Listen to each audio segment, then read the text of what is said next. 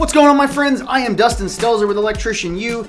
Today, I'm going to take you into a job that I started a little while ago. This was probably 4 or 5 months ago that I started this job, back when COVID was really like into the big swing and prices for materials were crazy. They're still kind of crazy, but they've come down a little bit. So this job is a backyard addition. So it's a new construction job. It's kind of like a miniature house garage kind of setup, mother-in-law quarters, so to speak, that's being set up in this person's backyard. So they wanted me to come in and wire everything. And I told them, like, look, prices of everything are ridiculous right now. And a lot of the supply houses we can't even get materials for. So like they're bringing in whole pallets full of wire, but that's for everybody in the city. And then once it's gone, and we don't know when we're going to get material again. So it's going to be expensive. I don't know the availability of a lot of the materials. So I was like, I think the best thing to do is to wire this thing like a commercial building. He was already putting metal studs in. So instead of it being a wood framed structure, it was all steel anyways. So I was like, I'm just going to do this like I would a commercial building.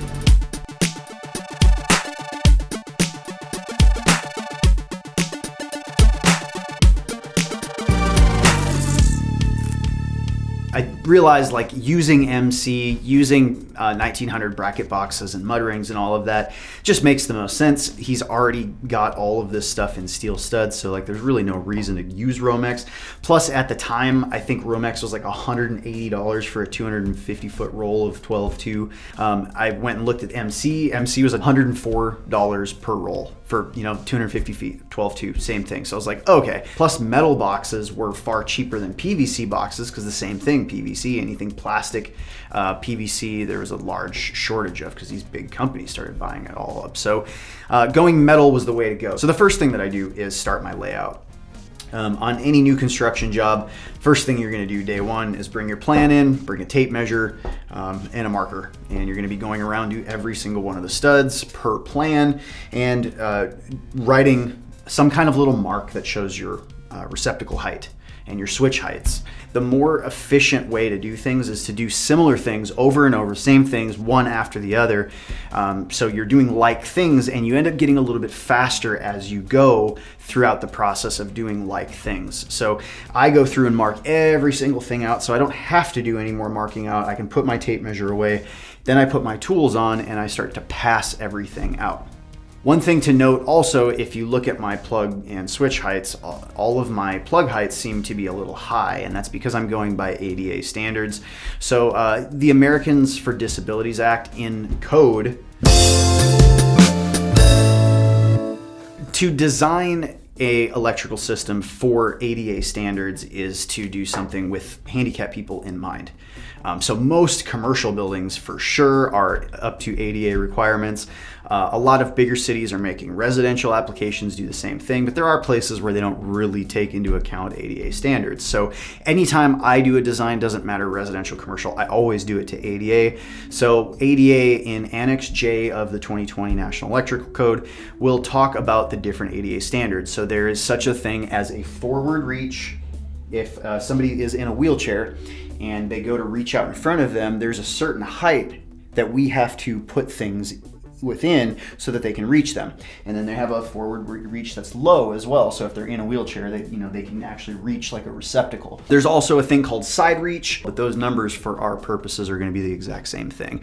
So first thing that I do is I make sure all of my receptacles are at 18 inches to the top, because the forward reach is 15 inches, meaning they can't reach anything lower than 15 inches. So you need to put all of your stuff higher than 15 inches. And I find if I put the top of a receptacle at 18 inches, then the first receptacle of the duplex receptacle ends up being about 17 inches. Then the bottom one ends up being about 16 inches. So you're above that 15 inches. And then the same thing for my switch heights. All my switch heights, you're supposed to stay within 48 inches. You can't go any higher than 48 inches. So typically I'll put the top of my box at 48 inches. That brings the actual switch, the center of the device, to, like 46-ish in that ballpark so that they can still reach it.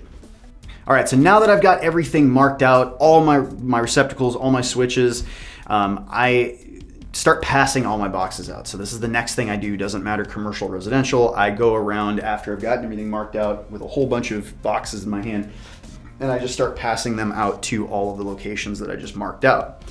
And this is, again, just doing the same behavior over and over and over, rather than being in the center of the room with a box of materials and like going over to one location and grabbing a thing, or like coming over, putting something, coming back over here, grabbing something, going back and forth. You think about efficiencies as you start doing this stuff. So it's more efficient to grab and bring all the boxes with you and just start passing everything out, so that once everything's passed out, you can just tool up, get your drill, get everything ready, and you can sit and screw every single one of these boxes in place. And that is, again, just another behavior, screwing every box in place. You're going to do that all the way through every single box. Then the next thing I do, once I've gotten all those boxes, since these are metal boxes, you have to put a bonding jumper in the metal box. So some people would have put the bonding jumpers in there while they're putting each one of the boxes up and just keep them on them. That's fine too. Another option is to go and put all of the bonding jumpers afterwards. And some people don't use bonding jumpers. Some people just use ground screws, which is a green screw that we would screw into the back of this thing. And then when they're wiring, they just bend a hook and they put it on. Doesn't matter how you do it. You have to bond these boxes one way or another. I just personally like using bonding jumpers rather than trying to, in a commercial environment, stripping out an insulated conductor and doing all of that business. That's just my method of doing it. Now, another code time.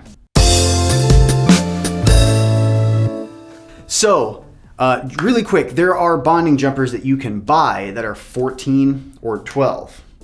So if you are wiring everything in 12-2, what size? Can you get away with using those 14 bonding jumpers, or do you have to use the number 12s? So let's look in code. National Electric Code, we're going to be in 250 because we're in grounding and bonding. But you're more specifically, this is an equipment grounding conductor, so it's going to be table 250.122. Your equipment grounding conductors are based off of the size of the breaker ahead of the equipment. So if you're looking for an equipment grounding conductor where the breaker is a 20 amp breaker, then you have to have number 12 equipment grounding conductors, or number 10 if you're using aluminum. For you to get away with using that number 14, it would have to be a 15 amp breaker ahead of that equipment. So you cannot use the 14s, you have to use the 12s. Now, I am calling these little green pre-manufactured wires, I'm calling them bonding jumpers, because essentially what you're doing is bonding the box or the enclosure to the equipment grounding conductors, but in all reality, they are considered equipment grounding conductors. They're a continuation of a equipment grounding conductor. They're not just a bonding jumper that is bonding one piece of metal to another piece of metal. So you need to be a little careful with the language there, but you wouldn't go into table 250.102 C1 for sizing these things as a bonding jumper, because the smallest size bonding jumper in that case is a number 8, so that wouldn't work. These actually are equipment grounding conductors, and they're within the equipment grounding conductor portion. So if you look through 250.148 talks about the continuity of equipment grounding conductors and attachment in boxes. And it says, if circuit conductors are spliced within a box or terminated on equipment within or supported to a box, all wire type equipment grounding conductors associated with any of those circuit conductors shall be connected within the box or to the box in accordance with 250.8 and 250.148 A through D. And so A through D goes connections and splices, equipment grounding conductor continuity, metal boxes, letter C, metal boxes. A connection used for no other purpose shall be made between the metal box and the equipment grounding conductor or conductors in accordance with 250.8. So they're still within the equipment grounding conductors section talking about joining them to equipment grounding conductors. And then in 250.8, under connection of grounding and bonding equipment, the permitted methods in A are a whole bunch of different types, but it talks about in number 5, machine screw type fasteners that engage not less than 2 threads or are secured with a nut. So these are technically equipment grounding conductors, and that's why we need to size them according to equipment grounding conductors. They are sized just like circuit conductors, off of the breaker size ahead of the equipment, not off of the wire size coming into the box. Now, the next thing that I do is I like to put the actual connectors, the single barrel and double barrel connectors, inside the boxes before I start wiring. Some people don't do this. Some people will keep like a whole bunch of single and double barrel connectors on them, and they'll go through and wire, and they'll strip out the ends and put the wire in the boxes with a new connector, and they'll just carry all that weight around with them. I personally don't like to do that. Again, this pattern of doing the same things over and over, for me, just has a reason. It's the speed, but also it's kind of pre-planning everything ahead of time. So as I just went through and screwed up all of my boxes and planned out where the boxes are going, now I am going to plan out which wires go where inside of the box, how many I need. Specifically at like switch locations, I might have a single switch. I might have 2 switches that are going in there. I might have multiple hots and different switch legs. I might have travelers. So I don't like to just mix all of that crap into connectors and not really think about it. I like to be very specific about where I put all the connectors. So on a switch box, I might have 2 hots, right? I might have a hot coming in and a hot going out. Well, I put both of those in a double barrel every single time. I put like things together. And then if I have 2 switches, I use a single barrel for each switch leg. That way I don't get in there and confuse which switch is which. I put in the left single barrel, I'll put the switch that goes on the left, and on the right one, I put the switch leg that goes on the right. That's just visually how I do it. So like no matter what, when I walk through at the end of the job, I know what every single wire is, where it's coming out. And then when there's sheetrock up too, and I go inside of that box to look, I can be like, oh yeah, this switch leg is coming from the right, this one's coming from the left. So I know that which legs those are. It's just a wiser way, I think, of doing it. And then in a double barrel, I know I've got 2 blacks, 2 whites, 2 greens. It's like, well, I know those are my hots because that's how I do things. Another thing I'll do is if I've got a 3-way, or say I've got 2 3-way setups and I'm on like the leg side, I'll take my leg and my associated 12-3, that's a traveler, and I'll put both of those in a double barrel. And I'll take my other leg and my other 12-3 and put those in a double barrel. So I know these things go together. This is why these wires, colors and all make sense. So that's just my method. I like to do that, but I do like to go around and put all of them in first. So as I'm sitting at each location, I'm thinking about what I need where, and then I'm snapping all my connectors in. So literally all I have to do, I can take all that weight, all the extra connectors and everything off of me. When I'm wiring, all I'm doing is wiring, and I'm ripping wire through. Running the wire through, I have some straps, some self-drilling screws, not self-tapping, self-drilling, and I will secure all of my MC up as I'm going, and then all I have to do is snap them in the connectors and go. So I just find that a faster method for me.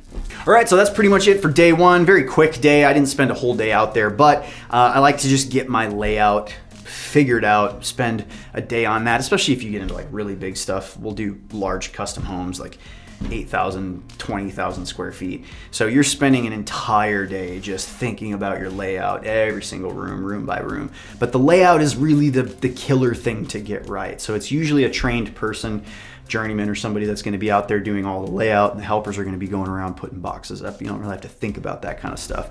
But you can screw a layout up big time, and it can cost you a lot of money in having to redo stuff if you're not thinking about the fact that like a door opens up and you put the switches on this side, so every time you open the room to go to turn a switch on, they're behind doors, and so like you'll have already wired all of that. Nobody catches it until the trim out, and you're going and putting devices in, and all of a sudden people are like, where's the switches? And they go behind the door, and now you got to rip all that sheetrock out, move all those wires, rerun a bunch of wires because they're gonna be too short now.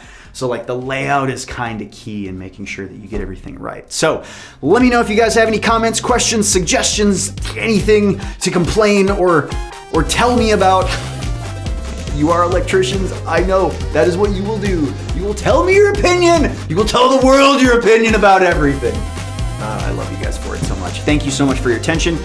Please subscribe. Please hit the like button, thumbs up this video if you liked it. Hit the notification bell, lets you know every time we have new episodes out. Join the channel membership so you can get my phone number and text me all of your crazy questions. Make sure you're in the Discord server, like for real, link below. Click on the Discord server. Jump in there. There's like thousands of electricians in there just talking and asking questions and all kinds of stuff. Really cool environment. All right, that's all I got. Thank you guys so much for watching. I love you crazy people, and I will see you in the next one.